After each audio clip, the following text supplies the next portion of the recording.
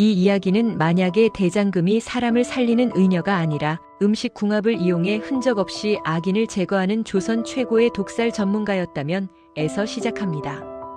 우리가 아는 대장금은 어떤 이미지인가요? 홍시 맛이 나서 홍시라 하였는데 라고 말하던 영민한 소녀 혹은 죽어가는 사람도 살려내던 자애로운 의녀로 기억하실 겁니다. 하지만 오늘 우리는 역사책이 감히 기록하지 못한 그녀의 서늘한 이면을 들여다보려 합니다. 은수저로도 찾아낼 수 없는 완벽한 살인, 그 치밀한 레시피가 지금 공개됩니다. 어둠이 짙게 깔린 한양의 어느 고래등 같은 기와집. 오늘은 조정의 실세이자 탐욕스럽기로 소문난 조대감의 생일잔치가 열리는 날입니다. 상다리가 부러질 듯 차려진 산의 진미 앞에서 조대감의 입꼬리가 귀에 걸렸습니다. 기름진 고기 한 점을 입에 넣고 달콤한 술을 들이키는 그의 얼굴엔 기름기가 번들거립니다. 허허, 맛이 기가 막히구나. 역시 수라간 솜씨는 달라. 조대감은 젓가락을 멈추지 않습니다. 마지막 입가심으로 나온 붉은 홍시를 한 입 베어 문 순간이었습니다. 갑자기 조대감의 눈이 흰자위를 보이며 뒤집힙니다. 목을 쥐어뜯으며 바닥을 뒹구는 대감. 연회장은 순식간에 아수라장이 됩니다. 대감마님, 정신 차리십시오. 독이다. 누군가 독을 탔어. 호위무사들이 칼을 뽑아들고 의원이 달려와 급히 은수저를 조대감의 목구멍에 넣어봅니다. 모두가 숨죽여 지켜보는 긴장의 순간. 그런데 말이죠, 꺼내든 은수저는 너무나 깨끗했습니다. 검게 변하기는커녕 은은한 광택마저 돌고 있었죠. 비소도 수은도 그 어떤 독반응도 나오지 않았습니다. 사람들은 혼란에 빠집니다. 독이 아니야? 그럼 대체 왜 죽은 거지? 단순한 급체일까요? 아니면 신의 저주라도 받은 걸까요? 그 혼란스러운 틈바구니 속 묵묵히 그릇을 치우는 한 여인이 보입니다. 단정한 옷매무새의 속을 알 수 없는 깊은 눈동자. 바로 장금입니다. 그녀의 입가에 아주 희미하고 서늘한 미소가 스쳐 지나갑니다. 그리고 속으로 이렇게 뇌까리죠. 맛있게 드셨습니까? 그것이 대감의 마지막 식사입니다. 사실 장금에게는 남들이 모르는 두 개의 얼굴이 있습니다. 낮에는 수라간에서 누구보다 성실하게 요리하는 나인입니다. 그녀의 손끝에서 탄생하는 음식은 왕의 입맛을 사로잡을 만큼 완벽했죠. 하지만 그녀가 진짜 천재적인 재능을 발휘하는 분야는 따로 있었습니다. 바로 식재료들에 보이지 않는 전쟁, 즉 상극을 이용한 궁합이었습니다. 동의보감에 이런 말이 있죠. 꿀과 대파를 함께 먹으면 비소가 되고 감과 게장을 함께 먹으면 장이 끊어진다. 장금은 이 원리를 누구보다 잘 알고 있었습니다. 남들은 몸을 보하기 위해 약재를 공부할 때 그녀는 사람을 해하기 위한 조합을 연구했습니다. 그녀의 방, 낡은 장롱 깊숙한 곳에는 요리책 대신 살인 레시피가 적힌 비밀 노트가 숨겨져 있었습니다. 그녀는 왜 이렇게 위험한 길을 걷게 된 걸까요? 이유는 단 하나, 억울하게 죽은 어머니 때문이었습니다. 어머니는 궁중의 비리를 목격했다는 이유로 억울하게 독살당해 숲속에 버려졌습니다. 어린 장금이 할 수 있는 건 차가운 어머니의 시신을 붙잡고 우는 것뿐이었죠. 그때 장금은 뼈저리게 깨달았습니다. 힘없는 자에게 법은 너무나 멀고 권력자들의 칼날은 너무나 가깝다는 것을요. 세월이 흘러 어머니를 죽음으로 몰고 간 그 원수들은 어떻게 되었을까요? 놀랍게도 그들은 조정의 고위 관료가 되어 떵떵거리고 살고 있었습니다. 백성들의 고혈을 짜내어 매일 밤 호화로운 잔치를 벌이면서 말이죠. 장금은 수라간 구석에서 그들이 먹어치우는 음식들을 보며 분노를 삼켰습니다. 법으로 너희를 심판할 수 없다면 내가 직접 하겠다. 너희가 가장 좋아하는 그 음식으로 말이지. 장금의 복수는 칼이나 독약을 쓰지 않습니다. 그건 하수들이나 하는 짓이니까요. 은수저는 비소나 황 같은 광물성 독에만 반응합니다. 하지만 음식과 음식이 만나 뱃속에서 만들어내는 생물학적 독에는 반응하지 않죠. 이것이 바로 장금이 찾아낸 법의 사각지대, 완벽한 살인 트릭이었습니다. 어느 날 밤 장금은 비밀 실험실에서 약탕기를 다립니다. 보글보글 끓어오르는 검은 액체. 냄새만 맡아도 머리가 어지러질한 그 액체에 그녀는 하얀 가루를 섞습니다. 이것은 독약일까요? 아닙니다. 그저 성질이 매우 차가운 약초와 뜨거운 성질을 가진 식재료를 농축한 진액일 뿐입니다. 따로 먹으면 보약이지만 시간차를 두고 먹으면 심장을 멈추게 하는 치명적인 무기가 되죠. 이제 준비는 끝났다. 장금의 눈빛이 매섭게 빛납니다. 그녀의 첫 번째 타깃이 정해졌거든요. 조정의 곳간을 관리하며 백성들의 쌀을 착복해 배를 불리고 있는 호조판서. 그는 의심이 많아 기미 상궁 없이는 물 한 모금도 마시지 않는 철두철미한 인물입니다. 독을 타는 건 불가능합니다. 그렇다면 장금은 어떻게 그 깐깐한 호조판서의 숨통을 끊어놓을까요? 수라간의 도마 소리가 유난히 날카롭게 들리는 아침입니다. 장금이 정성스럽게 썰고 있는 저 재료들, 과연 누구의 입으로 들어가게 될까요?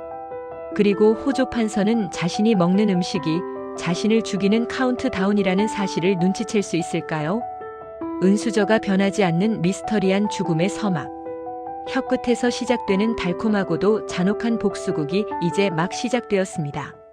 세상에서 가장 무서운 암살자가 누군지 아십니까? 어둠 속에 숨은 자객도 총을 든 저격수도 아닙니다. 바로 매일 당신의 밥상을 차리는 당신이 가장 믿고 먹는 음식을 만드는 요리사입니다. 칼 한 번 휘두르지 않고 피 한 방울 묻히지 않고 오직 젓가락질 몇 번으로 사람을 황천길로 보낼 수 있는 유일한 존재니까요. 제2장 보이지 않는 칼날, 맛의 배신 편에서는 장금이 설계한 아주 우아하고도 잔혹한 살인 레시피를 보여드리려 합니다. 장금의 눈에 들어온 첫 번째 사냥감은 호조판서였습니다.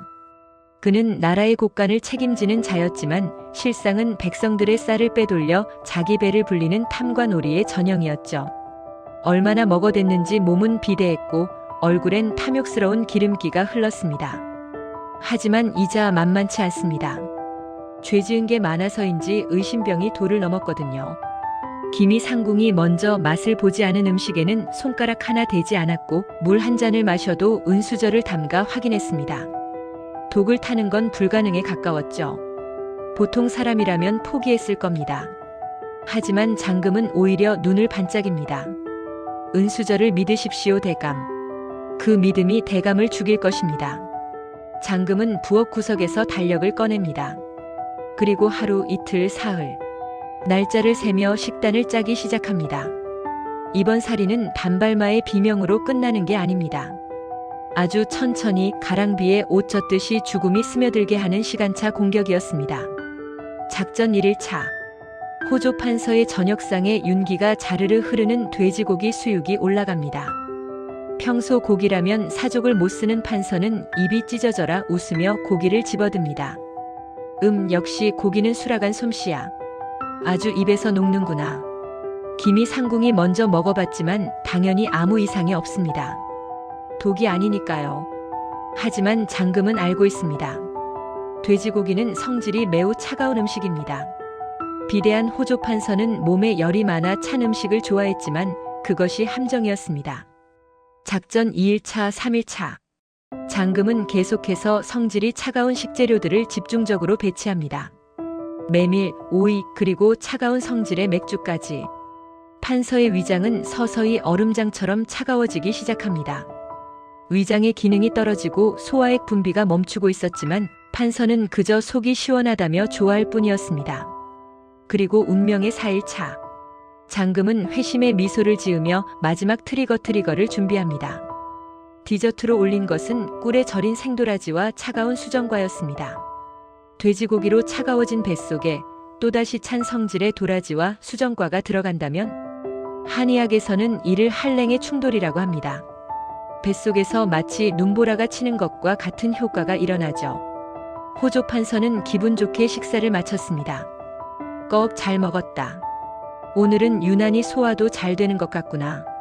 그는 두드러진 배를 두드리며 잠자리에 듭니다. 기미 상궁도 호위 무사도 아무도 눈치채지 못했습니다. 죽음의 신이 이미 판서의 머리맡에 와 있다는 것을요. 사단은 모두가 잠든 새벽에 일어났습니다. 끄악! 사랑채에서 찢어지는 듯한 비명이 울려 퍼졌습니다. 하인들이 달려갔을 때 호조판서는 가슴을 부여잡고 침대 위에서 뒹굴고 있었습니다. 얼굴은 파랗게 질려 있었고 식은땀이 비오듯 흘렀습니다. 배가 끊어질 것 같아. 숨이. 의원이 급히 달려왔지만 손을 쓸 수가 없었습니다. 심장이 멈추는 데는 그리 오랜 시간이 걸리지 않았습니다. 판서의 눈동자는 허공을 응시한 채 굳어버렸고 방 안에는 정막만이 감돌았습니다. 의원의 진단은 급체로 인한 심장마비, 과식으로 인해 위장이 경직되어 심장을 압박했다는 아주 흔하고 자연스러운 사인이었습니다. 장금은 멀리서 그 소란을 지켜보며 조용히 부엌으로 돌아옵니다. 그리고 식단 일지에 적힌 호조 판서의 이름 위에 붉은 줄을 긋습니다. 탐욕이 과하면 체하는 법이지요. 부디 저승에서는 소식하십시오. 완벽한 성공이었습니다. 누구도 그녀를 의심하지 않았습니다. 단 한 사람만 빼고 말이죠. 수라간의 최고 권력자이자 장금의 라이벌 최상궁입니다. 그녀는 호조 판서의 죽음 소식을 듣고 묘한 위화감을 느낍니다. 그녀 역시 평생을 음식과 함께 살아온 전문가였으니까요. 최상궁은 호조 판서가 죽기 전 며칠간 먹었던 식단표를 입수해 훑어봅니다. 돼지고기, 메밀, 도라지. 따로 보면 평범한 식재료들이지만 쭉 이어서 보니 등골이 서늘해집니다. 이건 우연이 아니야. 최상궁의 눈매가 날카로워집니다. 그녀는 곧바로 시신이 안치된 곳으로 가서 은수저를 다시 확인합니다. 여전히 깨끗한 은수저. 하지만 최상궁은 중얼거립니다. 은수저는 독만 가려낼 뿐 살인은 가려내지 못해. 누군가 음식의 궁합을 이용해 판서를 죽였어. 수라간 나인들을 집합시킨 최상궁. 그녀의 시선이 장금에게서 멈춥니다. 가장 실력이 뛰어나고 식재료의 성질에 가장 통달한 아이. 그리고 천민 출신으로 잃을 것이 없는 아이. 최상궁이 천천히 장금에게 다가갑니다. 장금아, 내가 짠 이번 주 식단. 참으로 기묘하더구나. 마치 누군가의 제삿밥을 미리 차린 것 같아서 말이다. 장금의 심장이 덜컥 내려앉습니다. 하지만 표정은 태연함을 유지하죠. 무슨 말씀이신지 모르겠습니다, 마마님. 저는 그저 대감마님의 입맛에 맞췄을 뿐입니다. 두 여인의 시선이 허공에서 팽팽하게 부딪힙니다. 보이지 않는 불꽃이 튀는 순간입니다. 호조 판서는 처리했지만 더 무서운 적이 꼬리를 잡으려 하고 있습니다. 최상궁은 이제 장금의 일거수일투족을 감시할 것입니다. 하지만 장금의 복수는 여기서 멈출 수 없습니다. 다음 타깃은 호조 판서보다 더 높은 곳에 있는 조정의 거물 영의정이기 때문입니다. 과연 장금은 최상궁의 의심을 피하면서 가장 강력한 권력자를 요리할 수 있을까요? 그리고 다음 요리에는 어떤 치명적인 트릭이 숨겨져 있을까요? 위기는 곧 기회라고 했습니다. 하지만 이번 위기는 자칫하면 장금의 목을 조르는 올가미가 될 수도 있습니다. 제3장 왕의 젓가락이 향하는 곳입니다. 인생에서 가장 끔찍한 순간은 언제일까요? 내 목숨이 위험할 때? 아닙니다.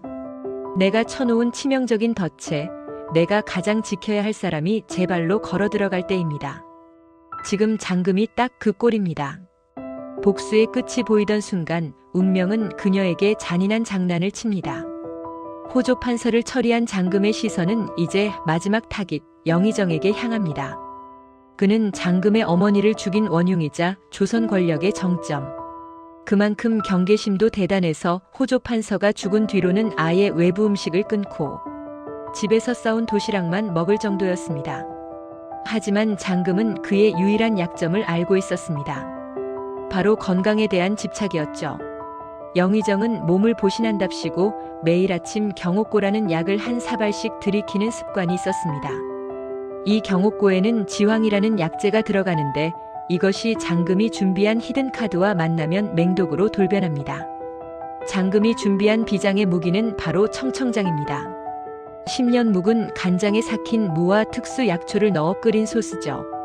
이 청청장 속에 들어있는 성분이 영의정의 뱃속에 있는 지황과 만나면 혈관을 딱딱하게 굳게 만들어 급성 뇌졸중을 일으킵니다. 맛은 천하임이지만 영의정에게만은 저승사자의 초대장이 되는 셈이죠. 드디어 결전의 날이 밝았습니다. 중종 임금이 영의정을 위로한답시고 친히 독대 식사 자리를 마련했습니다. 단둘이 오붓하게 식사를 하는 자리. 장금은 떨리는 손을 진정시키며 수라상을 차립니다. 상 한가운데 검붉은 빛깔이 영롱한 청청장 종지를 올려놓습니다. 뚜껑을 열자 10년 묵은 장의 깊고 고소한 향기가 방 안을 가득 채웁니다. 영의정의 코가 벌름거립니다. 아무리 의심 많은 그라도 임금과 함께 먹는 수라상까지 의심할 순 없으니까요. 게다가 저 향기 식욕을 자극하는 치명적인 냄새입니다. 장금은 문 밖에서 숨을 죽이고 지켜봅니다. 드십시오, 대감. 그걸 찍어 드시는 순간 대감의 심장은 멈출 것입니다. 영의정이 젓가락을 들어 고기 한 점을 집습니다. 그리고 청청장을 향해 젓가락을 가져갑니다. 10cm, 5cm, 1cm. 이제 찍어서 입에 넣기만 하면 끝입니다. 어머니의 원수를 갚고 장금의 기나긴 복수도 마침표를 찍게 됩니다. 그런데 바로 그 순간 불청객의 목소리가 끼어듭니다. 그 냄새 한번 기가 막히구나. 도대체 무엇이냐? 왕입니다. 중종 임금이 영의정의 젓가락질을 멈춰 세운 겁니다. 왕의 눈은 호기심으로 반짝이고 있었습니다. 평소 미식가로 소문난 왕이 그 기가 막힌 장냄새를 그냥 지나칠 리 없었던 거죠. 영의정이 황급히 젓가락을 거둡니다. 전하, 이것은 청청장이라 하옵는데 향이 아주 일품입니다. 그래, 과인도 맛을 좀 봐야겠구나. 순간 장금의 머릿속이 하얗게 변해버립니다. 시간이 멈춘 것 같습니다.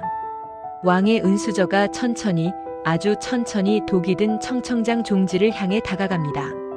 이건 계산에 없던 일입니다. 이 장은 영의정에게만 독이 되도록 설계되었지만 만약 왕의 체질과도 상극이라면? 아니, 독성이 없더라도 왕이 먼저 맛을 본 음식을 신하인 영의정이 먹을 리 없습니다. 그러면 암살은 실패입니다. 하지만 더 큰 문제는 따로 있습니다. 만약 왕이 저걸 먹고 조금이라도 탈이 난다면 왕의 수라에 독을 탄 대역죄인이 되어 장금은 물론이고 삼족이 멸문지화를 당할 겁니다. 그렇다고 지금 뛰어들어서 전하, 드시면 안 됩니다. 라고 외칠 수도 없습니다. 왜 안 되느냐? 라고 물으면 거기에 영의정을 죽일 독을 탔습니다. 라고 자백해야 하니까요. 이래도 죽고 저래도 죽는 그야말로 진퇴양난. 외통수에 걸려버렸습니다. 장금의 등줄기에서 식은 땀이 비오듯 쏟아집니다. 입술을 깨물어 피가 배어나옵니다. 어떻게 하지? 막아야 하나? 그냥 둬야 하나? 바로 그때 상황을 더욱 지옥으로 몰고 가는 악마의 속삭임이 들립니다. 옆에서 시중을 들던 최상궁입니다. 그녀는 매의 눈으로 장금의 파랗게 질린 얼굴을 놓치지 않았습니다. 장금아, 내년 표정이 왜 그러느냐? 저장에 뭔가 있지? 그렇지? 최상궁은 확신했습니다. 저장이 바로 장금의 무기라는 것을. 그녀는 왕을 말리는 대신 오히려 부채질을 시작합니다. 전하, 드셔보시지요. 장금이가 영의정 대감을 위해 며칠 밤을 새워 만든 별미라 하옵니다. 그 정성을 봐서라도 전하께서 먼저 맛을 보시는 게 도리인 듯 하옵니다. 최상궁의 입가에 비릿한 미소가 번집니다. 그녀는 지금 장금을 시험하고 있는 겁니다. 내가 저걸 막으면 영모를 인정하는 것이고 안 막으면 왕을 위험에 빠뜨리는 것이다. 자, 어쩔 테냐? 왕의 젓가락이 청청장에 닿기 직전입니다. 장금의 심장은 터질 것만 같습니다. 왕은 아무것도 모른 채 해맑게 웃으며 고기를 장에 푹 찍으려 합니다. 어디 천하일미라는 그 맛 좀 보자꾸나. 은수저 끝이 검은 간장 수면 위로 떨어집니다. 찰랑. 작은 파동이 일어납니다. 그 파동이 장금에게는 거대한 해일처럼 밀려옵니다. 이제 선택의 시간은 끝났습니다. 장금의 눈동자가 흔들리다 멈춥니다. 그녀는 과연 이 지옥 같은 식사 자리에서 왕을 살리고 원수를 죽이는 기적을 만들어낼 수 있을까요? 아니면 자신의 손으로 왕을 독살하는 끔찍한 역사를 쓰게 될까요? 모두의 운명이 걸린 젓가락질. 그 잔혹한 결과는 제사장, 독은 그릇이 아니라 몸에 있다에서 밝혀집니다. 여러분은 목숨을 건 도박을 해본 적이 있나요? 그것도 왕의 목숨과 내 목숨 두 개를 동시에 판돈으로 걸고 말이죠. 지금 장금이 바로 그 미친 도박판의 한가운데 서 있습니다. 제사장, 독은 그릇이 아니라 몸에 있다 편입니다. 왕의 젓가락이 청청장에 닿아 검은 파동을 일으키던 그 숨막히는 순간 장금은 선택을 내립니다. 막지 않았습니다. 아니, 막을 수 없었습니다. 그녀는 떨리는 손을 옷자락 속에 감추고 질끈 눈을 감았다 뜹니다. 자신의 지식과 하늘의 뜻을 믿어보기로 한 겁니다. 왕이 청청장을 듬뿍 찍은 고기를 입으로 가져갑니다. 최상궁은 회심의 미소를 짓고 장금의 심장은 멈춘 듯합니다. 꿀꺽. 왕의 목을대가 넘어가고 잠시 정적이 흐릅니다. 그리고 터져나온 한마디. 기가 막히구나. 묵은 장맛이 깊고도 오묘해. 왕의 얼굴에 화색이 돕니다. 멀쩡합니다. 독이 퍼지는 기색은커녕 입맛이 돈다며 젓가락질을 재촉합니다. 그 모습을 본 영의정의 눈빛이 달라집니다. 왕이 드시고도 멀쩡하다면 안전하다는 뜻이지. 의심 많던 영의정의 경계심이 눈 녹듯 사라지는 순간입니다. 그는 안심하고 젓가락을 듭니다. 그리고 탐욕스럽게 청청장을 찍어 입안 가득 넣습니다. 과연 전하의 말씀대로 천하일미이옵니다. 장금은 그 모습을 차갑게 내려다봅니다. 같은 음식을 먹었지만 결과는 다를 것입니다. 왜냐고요? 두 사람의 몸속 환경이 다르기 때문입니다. 식사가 끝나고 다과상이 들어왔습니다. 화기애애한 분위기 속에서 차를 마시던 그때였습니다. 쿠후. 갑자기 영의정이 찻잔을 떨어뜨리며 가슴을 움켜줍니다. 얼굴이 붉게 달아오르더니 이내 입에서 검붉은 피를 한 움큼 토해냅니다. 네. 대감. 왕이 놀라 자리에서 벌떡 일어납니다. 영의정은 눈을 까짓고 바닥을 뒹굴며 괴성을 지릅니다. 마치 뱃속에서 불이 난 것처럼 고통스러워합니다. 반면 똑같은 음식을 배불리 먹은 왕은 너무나 멀쩡합니다. 이 기괴한 상황에 연회장은 순식간에 아수라장이 됩니다. 이때를 놓치지 않고 최상궁이 소리칩니다. 적의 집이다. 장금이 전연이 음식에 독을 탔구나. 여봐라, 당장 전연을 포박하라. 호위 무사들이 장금을 덮쳐 무릎을 꿇립니다. 칼날이 목겨 누워지지만 장금의 눈빛은 흔들리지 않습니다. 피를 토하며 죽어가는 영의정, 당황한 왕, 그리고 도끼 서린 최상궁. 모두의 시선이 장금에게 꽂힙니다. 왕이 떨리는 목소리로 묻습니다. 장금아, 내가 정말 독을 탔느냐? 장금은 천천히 고개를 들어 왕을, 그리고 죽어가는 원수 영의정을 바라봅니다. 그리고 또박또박 서슬퍼런 진실을 이야기합니다. 전하, 억울하옵니다. 독은 제 음식 그릇에 있지 않습니다. 그녀의 손가락이 바닥에 쓰러진 영의정을 가리킵니다. 독은 바로 저 대감의 몸 안에 있습니다. 좌중이 술렁거립니다. 장금의 말이 이어집니다. 대감께서는 몸을 보신하신다며 매일 아침 경옥고라는 약을 드십니다. 그 약에는 숙지황이라는 약재가 들어가지요. 헌데 오늘 제가 올린 청청장에는 숙지황과 상극인 삭힌 무와 특수 약초가 들어있습니다. 장금의 목소리에 힘이 실립니다. 이 두 가지가 뱃속에서 만나면 피가 굳고 혈관이 막히는 맹독이 됩니다. 전하께서는 평소 경옥고를 드시지 않기에 제 음식은 그저 맛 좋은 보약이 되었지만 탐욕스럽게 약을 챙겨 먹은 대감에게는 치사량의 독이 된 것입니다. 그것은 궤변이 아닌 완벽한 의학적 논리였습니다. 달려온 어이들이 급히 영의정의 토사물을 확인합니다. 전하, 장금의 말이 맞사옵니다. 이것은 독국물에 의한 중독이 아니라 체내에서 일어난 약물 충돌 반응입니다. 위장이 딱딱하게 굳어 있습니다. 영의정은 마지막 단말말을 내뱉고 숨을 거둡니다. 그의 눈은 감기지 않았습니다. 자신이 왜 죽는지조차 이해하지 못한 채 공포 속에 생을 마감한 것입니다. 왕은 허탈한 표정으로 영의정의 시신을 바라봅니다. 이것을 살인이라 할 수 있을까요? 영의정이 평소 먹던 약과 오늘 나온 반찬이 우연히 안 맞았을 뿐입니다. 게다가 왕 자신은 멀쩡히 살아있으니 장금이 독을 탔다는 최상궁의 주장은 힘을 잃게 됩니다. 우연히 겹친 불행이로다. 과도한 보신이 오히려 독이 되었구나. 왕의 판결이 내려집니다. 장금의 혐의는 벗겨졌습니다. 오히려 곤란해진 건 최상궁입니다. 왕이 먹는 음식에 독이 들었다며 소란을 피우고 왕을 불안하게 만들었으니까요. 최상궁, 너는 근거 없이 소란을 피워 어전을 어지럽혔다. 당장 물러가거라. 최상궁은 분함에 입술을 깨물며 끌려나갑니다. 그녀는 알았습니다. 장금이 모든 것을 설계했다는 것을. 하지만 증명할 방법이 없습니다. 은수저는 깨끗했고 왕은 살아있으며 영의정은 자신의 건강 욕심 때문에 죽은 꼴이 되었으니까요. 연회장이 정리되고 장금은 홀로 부엌으로 돌아옵니다. 그녀의 손은 땀으로 흥건합니다. 목숨을 건 도박에서 이겼습니다. 어머니의 원수 영의정은 자신의 탐욕에 먹혀 비참한 최후를 맞이했습니다. 통쾌한가요? 글쎄요, 장금의 표정은 마냥 밝지만은 않습니다. 그녀는 자신의 손을 내려다봅니다. 평생 사람을 살리는 요리를 하고 싶었던 손. 하지만 지금 그 손은 보이지 않는 피로 얼룩져 있습니다. 복수는 성공했습니다.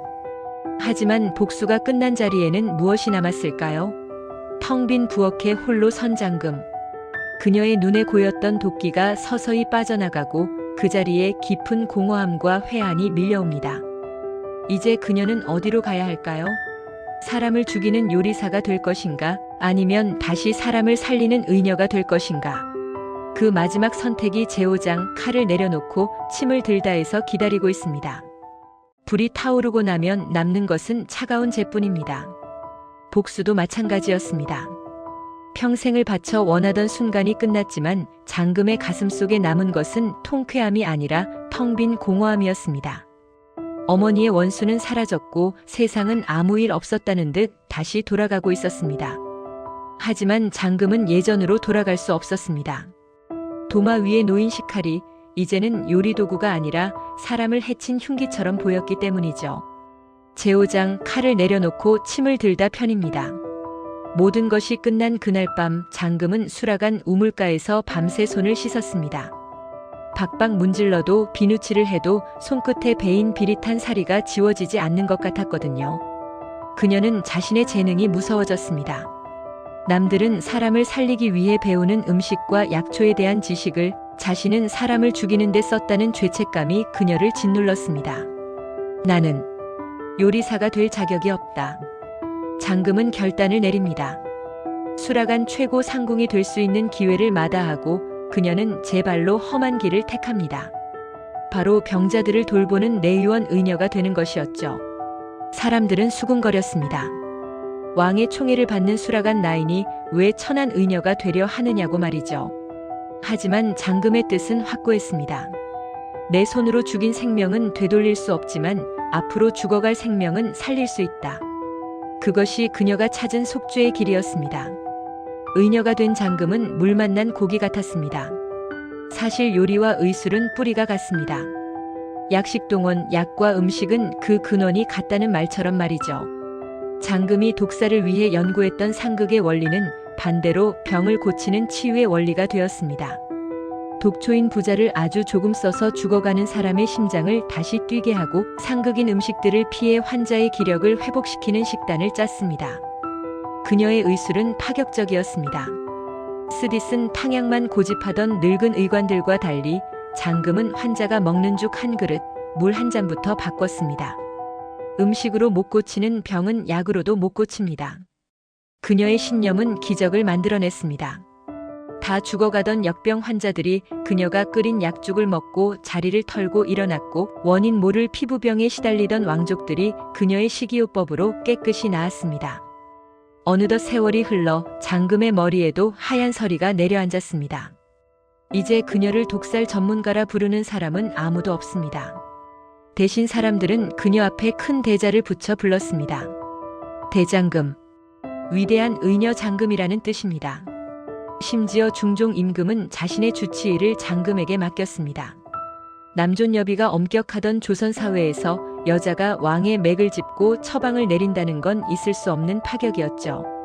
하지만 실력 하나로 그 모든 편견을 깨부순 것입니다.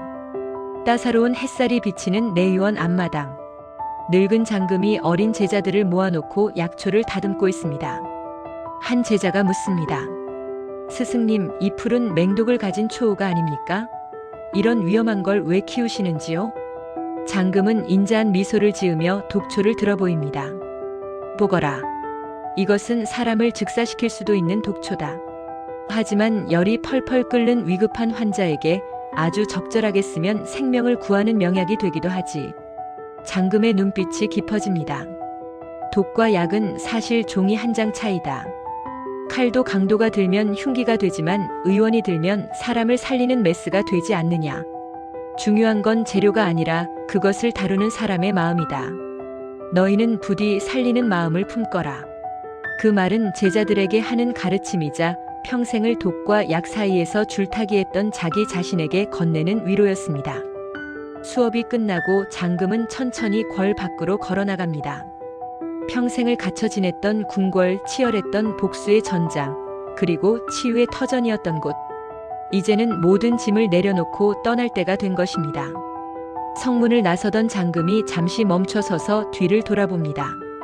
석양이 지는 궁궐이 붉게 물들어 있습니다. 그녀의 얼굴에 옅은 미소가 번집니다. 그리고 그녀가 소매 안에서 무언가를 꺼내듭니다. 반짝. 석양빛을 받아 영롱하게 빛나는 그것은 바로 은수저입니다. 젊은 날 독이 없음을 증명하면서 동시에 살인을 저질렀던 그 아이러니한 도구. 하지만 이제 그 은수저는 더 이상 살인의 도구가 아닙니다. 그녀가 가진 지식과 힘을 상징하는, 그리고 언제든 마음만 먹으면 세상을 뒤흔들 수 있지만 그러지 않기로 선택한 자의 여유를 상징하는 물건이죠. 장금은 은수저를 다시 품에 넣고 유유히 사람들 속으로 사라집니다. 바람에 날리는 그녀의 치맛자락에서 은은한 약초 향기가 나는 듯합니다. 복수의 화신에서 생명의 수호자로, 가장 위험한 요리사에서 가장 위대한 의녀로. 이것이 우리가 몰랐던 혹은 상상해본 대장금의 진짜 이야기였습니다. 역사의 진실. 대장금은 조선 중종시대의 실존 인물입니다. 조선 왕조실록에 왕의 주치의 역할을 했다고 기록된 역사상 유일한 여성 의관이죠. 천민 출신이었을 것으로 추정되나 그녀의 뛰어난 의술은 왕조차 감탄하여 대라는 파격적인 칭호를 내렸습니다. 그녀의 삶은 신분의 한계를 실력으로 뛰어넘은 진정한 인간 승리의 역사입니다.